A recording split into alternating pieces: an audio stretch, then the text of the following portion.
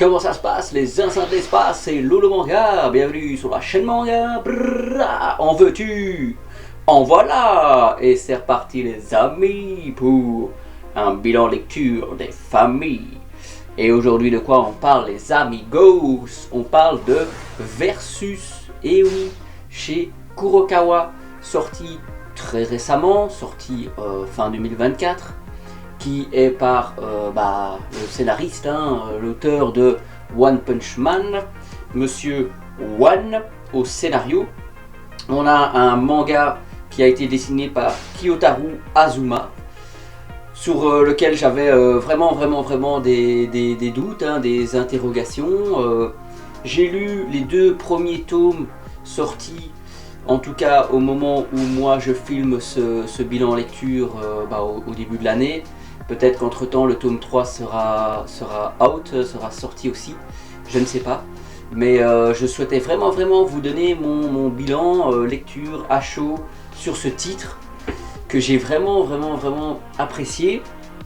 D'autant plus que j'avais beaucoup de doutes, comme je vous l'ai dit. Vraiment, j'avais acheté ça parce qu'il y avait eu un collector un petit peu spécial. Je m'étais dit ok, c'est original, ça peut être chouette, et ils reprennent un peu le principe des comics où on déballe son tome et on ne sait pas à quoi s'attendre. Donc ici, moi j'ai retourné la jaquette parce que je les trouve pas très jolies, ces espèces de jaquettes collector, blablabla, exclusive collector, enfin c'est pour vendre tout ça les gars. Mais Versus, parlons-en. One qui est quand même un dégénéré total, c'est un détraqué. Il a, moi je pense, des très bonnes idées au niveau de ses scénarios. Ça casse pas trop pattes à un canard, mais franchement c'est très distrayant. Bah écoutez, premièrement l'édition, parlons-en, c'est quand même assez large comme édition, très agréable pour les dessins, pour les doubles pages. On a ici des personnages qui sont quand même assez charismatiques, oui, assez charismatiques. J'essaye de retomber sur le nom du héros parce que c'est une histoire de héros et de démons et aussi de multiverse, donc c'est très intéressant, c'est très moderne comme histoire. Moi en tout cas j'aime beaucoup. Je sais vraiment plus trop comment il s'appelle ce pélo. Comment est-ce qu'il s'appelle ce pélo? Alors.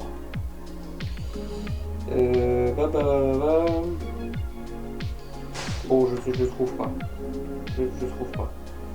Il a un chouette nom, le pélo. Et ici le début de cette histoire commence avec notre héros qui parmi plein d'autres héros doit s'est entraîné pour aller éradiquer un des maîtres démons de son univers. Malheureusement tout a capoté. Ils ont tous échoué à vaincre les maîtres démons qui sont tous plus puissants les uns que les autres. On est quand même sur un début d'histoire assez catastrophe, assez désespéré, et on ne peut qu'avoir de la compassion pour tous ces chouettes personnages. Franchement, c'est Halo qui s'appelle, il s'appelle Holo ou il s'appelle Halo. Je retombe plus sur le nom du protagoniste principal, c'est dommage, je le trouve pas en 2-3 pages. Je vais une fois voir. Après au montage.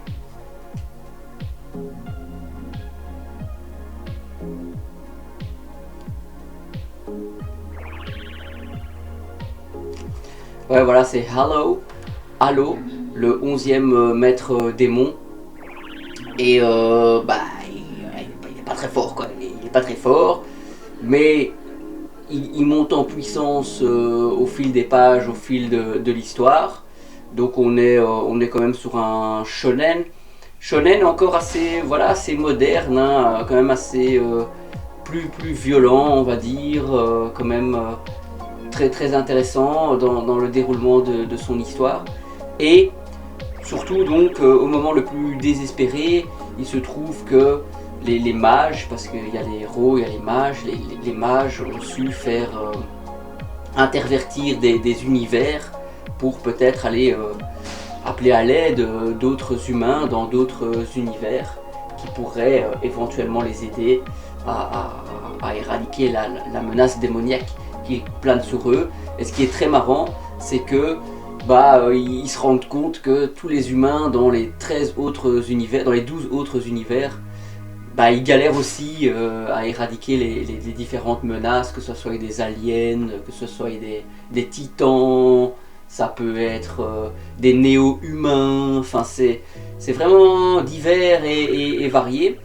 Et donc ils vont tous s'unir pour essayer de combattre toutes les menaces de tous les univers qui maintenant sont un petit peu tous rassemblés dans le même monde, en tout cas temporairement. Et une lecture très fluide, une lecture avec un humour qu'on connaît bien de One Punch Man, c'est le même scénariste. Un dessin finalement qui ne déçoit pas, bien au contraire, un très très beau dessin. De toute façon, je suis en train de vous mettre des illustrations. Et vraiment, pour ces 2 tomes là, je donnerais un bon 8 sur 10. C'est une très très bonne lecture que je vais faire avec plaisir, que je vais parcourir avec plaisir. La suite, en tout cas, je l'achète Day One et je vous en parlerai Day One dans les achats manga du mois. Donc je sais pas ce que vous en avez pensé de ce versus, donnez-moi un petit peu votre avis. Je suis très curieux de savoir si vous avez aimé ou pas. J'avais mis un premier avis sur Manga News à chaud pour vous dire, c'est rare que je le fasse, c'est que vraiment ce manga m'a donné envie de le faire. Donc les gars, voilà, j'attends des retours de votre part, un petit like la vidéo les cocos, abonnement ça fait toujours plaisir, merci beaucoup et on se dit à la prochaine sur la chaîne Lolo Manga. Allez, ciao ciao les gars.